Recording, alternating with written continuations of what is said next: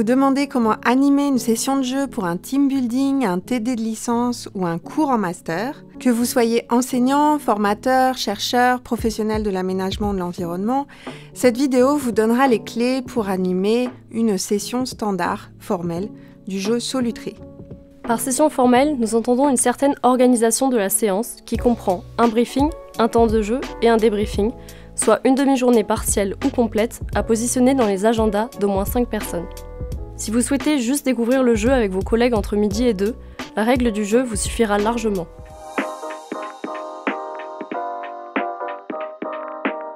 Cette vidéo vous sera utile une fois que vous aurez visionné la vidéo d'introduction, la vidéo des règles du jeu, et nous vous conseillons également de jouer à Solutré dans une partie plus informelle avec vos collègues ou vos amis, avant de vous lancer dans une session de jeu plus formelle.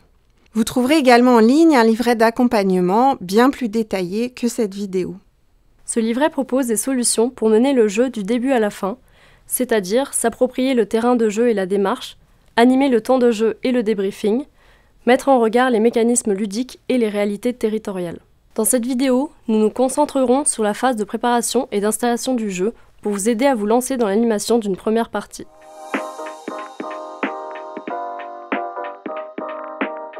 Solutré est un jeu de société qui se prépare un peu à l'avance, donc définissez même simplement vos objectifs pédagogiques ou professionnels. Le plus simple est d'envoyer en amont aux joueurs la vidéo des règles du jeu pour qu'ils puissent la regarder chez eux. Sinon, prévoyez un créneau de 30 minutes pour expliquer les règles juste avant la partie. Nous vous conseillons environ un animateur pour 4 tables de jeu. Prévoyez également du temps pour installer le jeu, d'autant plus si vous avez plusieurs tables à préparer.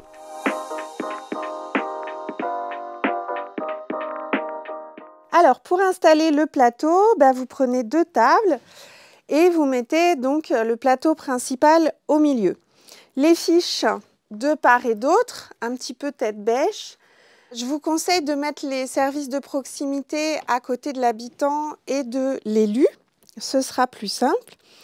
Vous positionnez les plateaux individuels des joueurs. Vous pouvez placer les objectifs secrets de manière aléatoire sur l'emplacement réservé dans le petit plateau individuel. Voilà, les hexagones également de chaque couleur. Donc, vous en posez 5 au recto, visible, et la pioche à côté. Donc, vous faites ça pour chaque joueur, si vous avez un peu de temps. Sinon, vous pouvez demander aux joueurs de le faire eux-mêmes. Ce qui manque pour l'instant sur les plateaux individuels, ce sont les petits cubes d'action, 5 par joueur. Vous en avez en plus, c'est fait exprès. Vous positionnez également les buissons sur chacune des 3 roches. Vous avez des buissons en plus, c'est fait exprès aussi. 2 touristes dans l'accueil de touristes, un petit peu de touristes en réserve à côté, un petit peu de bouteilles en réserve à côté. Vous positionnez les cartes événements et les billets là où vous avez un petit peu de place. Les grands projets, vous les positionnez au niveau du vote. Et puis, les petits curseurs, donc ceux qui ont une couleur vont pour les indicateurs, qualité de vie, attractivité, environnement. Et la biodiversité, l'abeille, va sur le 0 ici, ainsi que tous les autres pour les services de proximité. Donc vous avez aussi les aides de jeu. Vous positionnez les 3 dans les 2 sens pour que les joueurs voient bien que c'est recto verso. Vous retrouverez tout le détail de cette installation dans la fiche 1 du livret d'accompagnement. Et surtout, quand les joueurs arrivent, placez-les autour de la table. Regardez s'il y a besoin de binômes, notamment s'il y en a qui doivent partir en avance, s'il y en a qui arrivent en retard. Vous les mettez systématiquement en binôme. Et voilà, vous êtes prêts à jouer à Solutré. Là, il me manque juste 4 autres joueurs et c'est bon.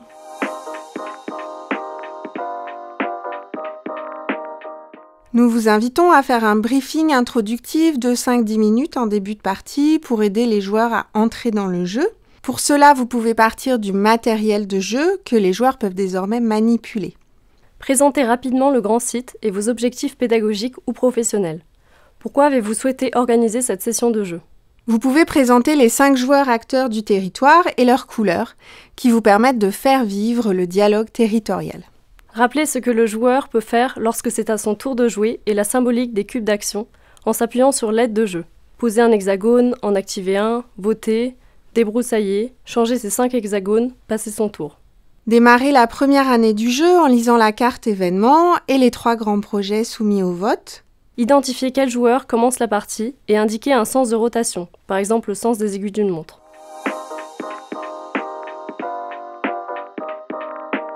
Voici quelques clés pour animer le déroulement de la partie.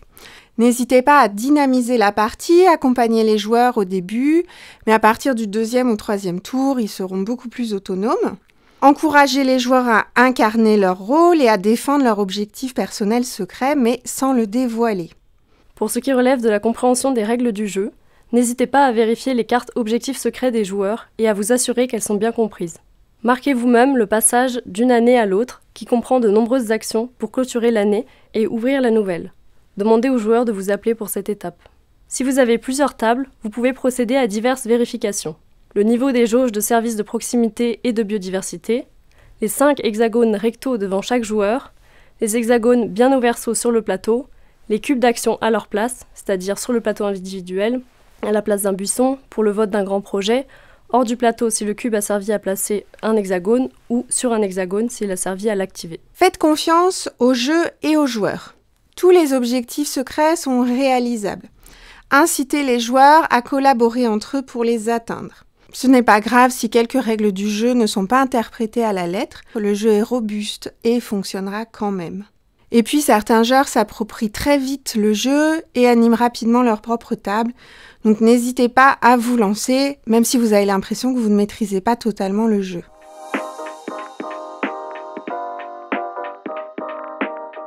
Le moment de débriefing est crucial, puisque c'est grâce au débriefing que le jeu devient vraiment un serious game et qui va pouvoir appuyer vos objectifs pédagogiques ou professionnels. Temps 1. Impression générale de sortie de jeu et partage des émotions. Comment la partie s'est-elle passée ? Quel est votre ressenti général ? Temps 2. Le questionnaire individuel. Sur notre site, un QR code renvoie vers des questionnaires pour étudiants et professionnels que vous pouvez utiliser pour vos propres sessions de débriefing. Mais bien sûr, n'hésitez pas à utiliser vos propres dispositifs d'évaluation à la place. Temps 3. Tour de parole sur le vécu de la partie, par personne et par table. Avez-vous gagné ? Collectivement, individuellement ? Temps 4. Débat par table de jeu. Ça peut partir de plusieurs questionnements. Une réflexion sur un moment précis de la partie qui a donné lieu à une négociation, voire à une confrontation. Ou bien de la question « Que vous a appris le jeu ?» sur les relations entre les acteurs du territoire.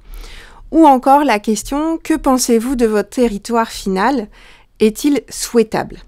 Le livret d'accompagnement propose plusieurs thématiques de débat. Par exemple, le modèle de développement porté par le jeu, les enjeux de la labellisation et du marketing territorial, etc.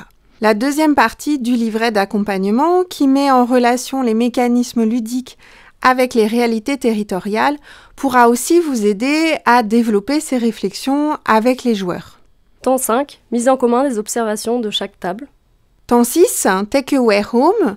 Que retenez-vous de cette session ? Avec quoi repartez-vous ? Si le temps vous manque pour débriefer, concentrez-vous sur les points 3 et 4.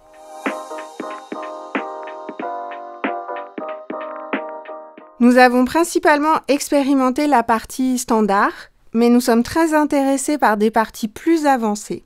Plusieurs adaptations vous sont proposées dans le livret si vous souhaitez explorer davantage le jeu avec des étudiants de master et surtout pour accompagner des projets de territoire. N'hésitez pas à nous contacter pour l'organisation d'une partie plus avancée. Nous serons vraiment ravis de la préparer avec vous.